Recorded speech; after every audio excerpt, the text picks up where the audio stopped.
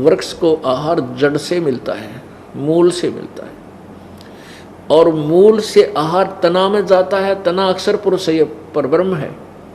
फिर उसके बाद डार में जाता है। डार ये क्षर पुरुष यानी ब्रह्म है, ज्योति निरंजन 21 ब्रह्मांड का स्वामी। और डार से फिर शाखाओं में जाता है। और पात रूप संसार, देखिएगा एक चित्र वृक्ष का। ये एक वृक्ष है, पेड़ है। श्रीमद् भगवत गीता अध्याय नंबर 15 श्लोक 1 से 4 तक का विवरण है, और 16 और 17 का इस चित्र से क्लियर हो जाता है। परमात्मा ने खुद कहा था, अक्षर पुरुष एक पेड़ है, निरंजन वा की डार, और तीनों देवा शाखा है, पात रूप संसार। अब यहाँ जड़ से आहार चलता है, जड़ से तना में आता है। ये तना कौन है? तना ये अक्षर पुरुष अर्थात परब्रह्म है। और इससे एक मोटी डार निकली। ऐसी बहुत सी डार होती है वृक्ष पेड़ में, पर हम एक लेते हैं। परमात्मा के अंतर्गत असंख्यों ब्रह्मांड आते हैं। तो इससे क्षर पुरुष यानी इसको ब्रह्म बोलते हैं। और फिर ये तीनों देवा शाखा हैं, रजगुण ब्रह्मा, सतगुण विष्णु और तमगुण शिव जी, और पात रूप संसार। तो यहाँ जड़ से आहार चला, अक्षर पुरुष में आया, अक्षर पुरुष से क्षर पुरुष में, क्षर पुरुष से ब्रह्मा विष्णु महेश में, और फिर आगे गया। तो तीनों लोकों में प्रवेश करके सबका धारण पोषण करने वाला परमेश्वर ये कौन है? वो परम अक्षर ब्रह्म है। वो परम अक्षर ब्रह्म बनारस में एक शूद्र वर्ग में, वर्ण में, और धानक जाति में, जुलाहा जाति में रहने के कारण जुलाहे की उपमा से सुशोभित हुए।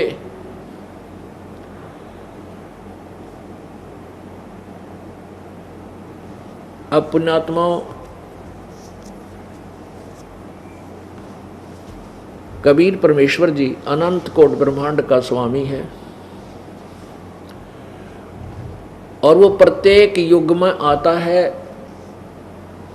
जब प्रत्येक युग में आते हैं प्रभु, तो अपनी वही लीला करते हैं, और उनकी उसी स्वरूप धारण करके आते हैं। कुछ समय के लिए संसार में रहते हैं, एक मनुष्य जैसा जीवन जी करके अपने तत्व ज्ञान का प्रचार करते हैं, जिस कारण से वो कबीर परमेश्वर प्रसिद्ध कवि की उपमा भी प्राप्त करता है, उसको कवि कहने लग जाते हैं। ये भी वेदों में प्रमाण है कि वो परमात्मा जो पृथ्वी पर आता है उसकी ये पहचान है। अब पहले आपको दिखाते हैं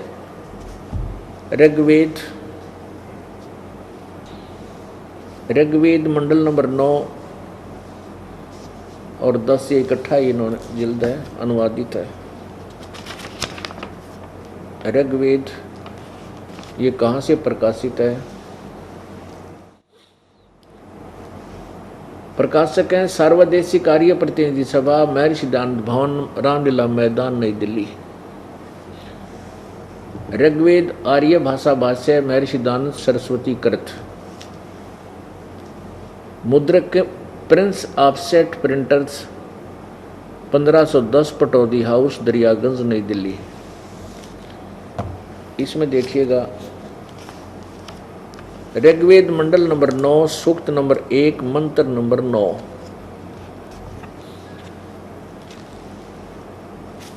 यह है ऋग्वेद मंडल नंबर 9, सूक्त नंबर 1, और ये इसकी संस्कृत है। अभी इमम अधन्या उत्सरणती धेनव, धेनव माने गायें, शिशुम, शिशु माने बालक रूप, सोमम इंद्राय पातवे। अब इन्होंने क्या अनुवाद किया है? उस सोम स्वभाव वाले श्रद्धालु पुरुष को शिशुम कुमार अवस्था में ही यानी बालक अवस्था में ही सब प्रकार से अधन्या का अर्थ लिखा है इन्होंने अहिंसनीय, धेन में माने गौवें, तृप्त करती है। अब शिशु, शिशु माने इन्होंने लिखना था बालक अवस्था, यानी बालक रूप में प्रकट परमात्मा को सब प्रकार से। अधन्या माने बिना, अभी अधन्या, अभी अधन्या का अर्थ होता है बिल्कुल कंवारी, बिना धनाई। हमारे हरियाणा में गाय को जो नए दूध नहीं होती तो उसको कहते हैं अधन्या, यानी बिना धनाई। और इसका अंग संस्कृत में अधन्या, बिना धनाई माने अभी ये इसको गर्भ नहीं रहा है। और अभी अधन्या बिल्कुल यानी कंवारी, बिना धनाई कि वो ये देखिएगा, इमम माने उस, सोमम का अर्थ होना चाहिए अमर पुरुष। शिशुम, शिशु रूप में प्रकट उस अमर पुरुष को, अमर पुरुष बालक को की, बालक की सब, बालक की परवरिश सब प्रकार से, उस बालक को सब प्रकार से यानी पूर्ण रूप से। अधन्या माने बिना धनाई यानी कंवारी। गौओं, गौएं तृप्त करती हैं यानी उसकी परवरिश की लीला होती है। इतना ही हमने इसे लेना था। अब एक और ये है किसी दूसरे का भाषा भाष्य, ये है श्रीपाद दामोदर सातवलेकर, मंडल 7 से 10, इसने अनुवाद किया है।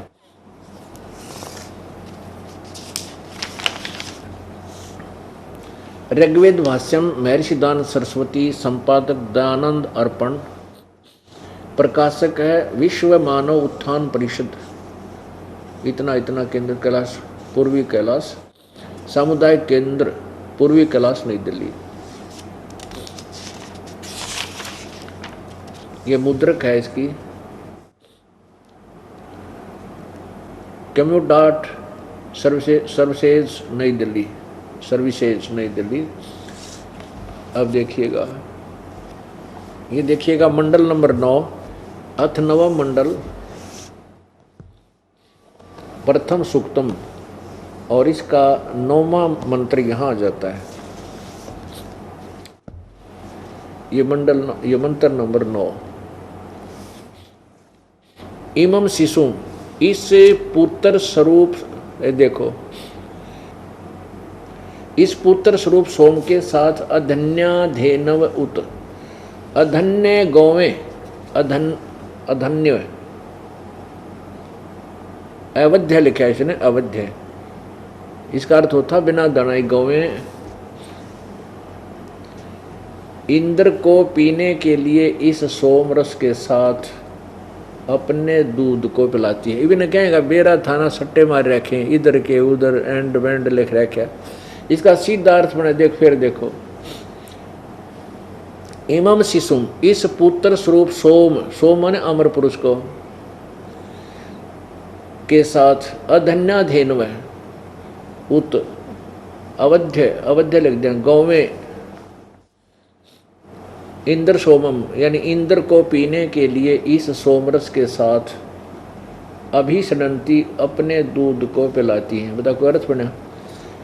अब पुत्र स्वरूप कौन है, अब सिर पैर का कहेगा पता नहीं था, इन्हें अनुवाद करने बैठ गए।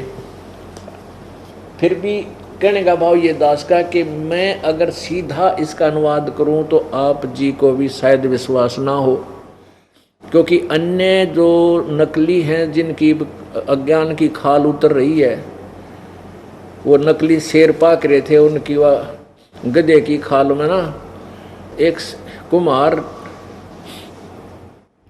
ने क्या किया, गधे के ऊपर शेर की खाल डाल दी। वह शेर की खाल पागी की तो उसने जंगल में, और वो क्या करे, गधे ने छोड़ दे खेतों में।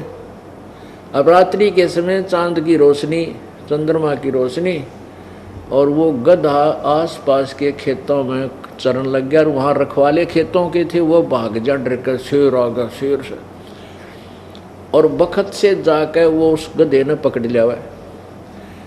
वहाँ पूरा जो है ना आसपास खोप हो गया कि अभी रात्रि के समय शेर आता है और फसल खा जाता है, और हम डर के मारे भाग जाते हैं। ये चर्चा चलते चलते एक पड़ोस के गांव में कुम्हार को पता लग गया। उसने सोचा भाई शेर खेती तो नहीं खाया करे, चलो शेर आ तो जावे, पर शेर खेती तो नहीं खाता। तो उसने सोचा कि अवश्य उस गांव के कुम्हार ने, पहले छोटे गांव में आते 20-30 घर होते थे, उसमें एक आधा ही कुम्हार होता था। वो गांव में आया, एक व्यक्ति से बोला भाई तुम्हारे शेर को मैं पहचान दूंगा, उस शेर को मैं देख लेता हूँ, उसको वश कर लूँगा। गांव वाले बोले भाई तेरा भला होगा, तू कैसे वश करेगा? कि मैं कर लूँगा, तो मेरे साथ चलो। अगना भाई हम नहीं चले। वो कहने लगे तुम ऊपर चढ़ जियो, वृक्षों पर बैठ जाना। 5-10 वो रखवाले वृक्षों पर चढ़ गए और वो 3-4 गधे ले गया अपने, 2-3 गधे, और वो गधे वहाँ पर छोड़ दिए, वहीं वृक्षों के नीचे खुले। और वो जो जिसके ऊपर गधे के ऊपर खाल डाल रखी थी शेर की, वो खेतों में चला गया। रखवाले बोले देख वो रहा शेर, वो रहा, वो देख वो रहा। कुम्हार जो वो गया था परीक्षार्थ, वो कहने लगा डट जाओ थोड़ी देर, बोलो ना तुम। थोड़ी देर में क्या हुआ कि वो गधे जो कुम्हार के थे वो आपस में लगे अपनी आवाज़ लगाने, हु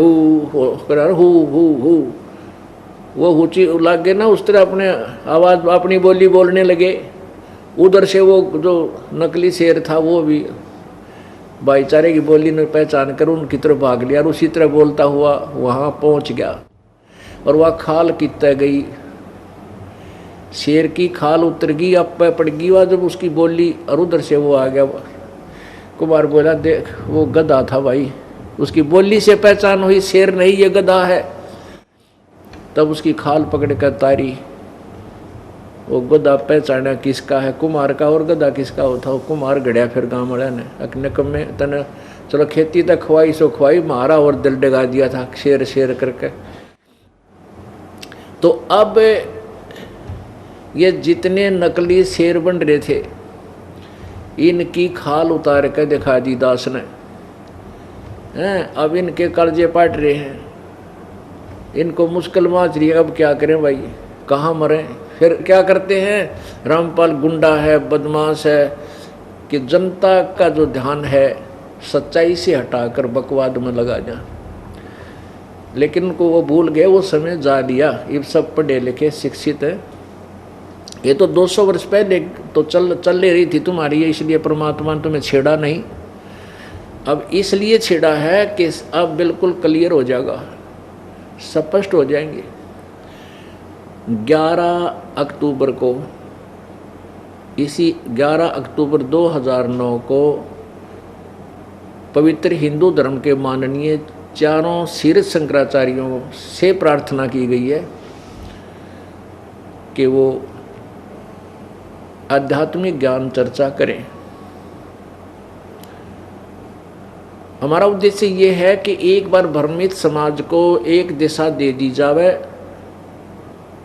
और ये भटक भ्रम रहे श्रद्धालु परमात्मा के सीधे मार्ग को पकड़ के अपना जीवन सफल कर सके।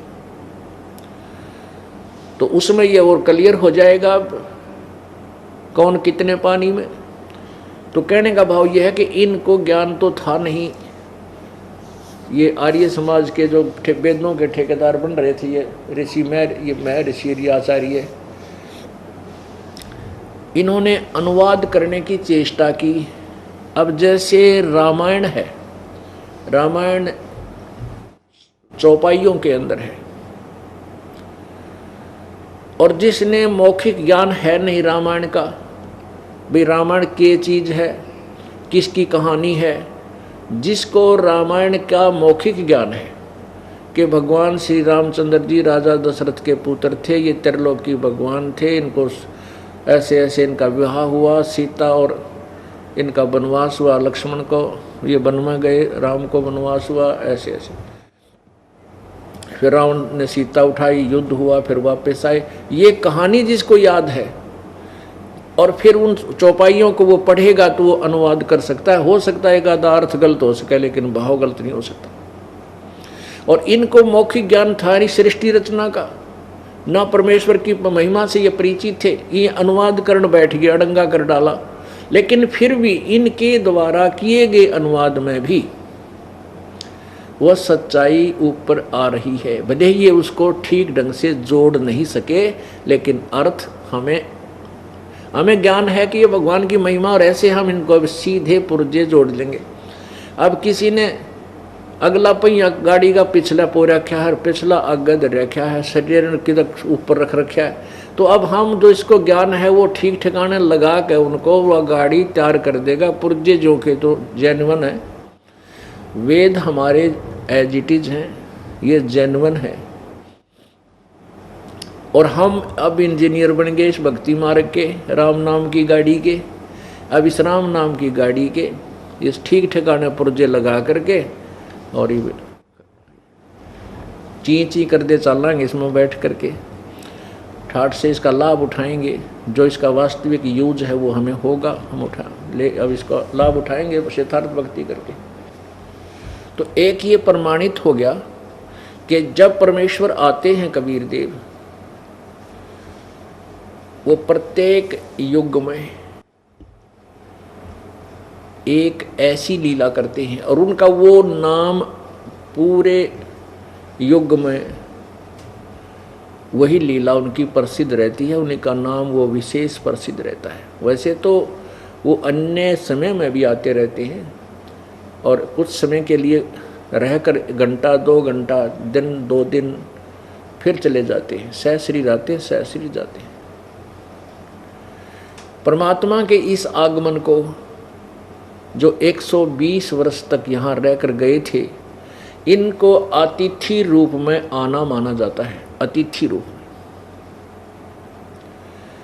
परमात्मा साकार है, मनुष्य सदृश्य है।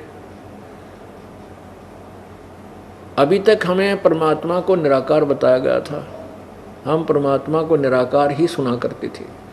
और फिर ये भी सुनते थे कि परमात्मा पूरे ब्रह्मांडों का रचयिता है, सब उसी ने सब संसार रचा है। तो पुण्यात्मा निराकार कैसे रचेगा?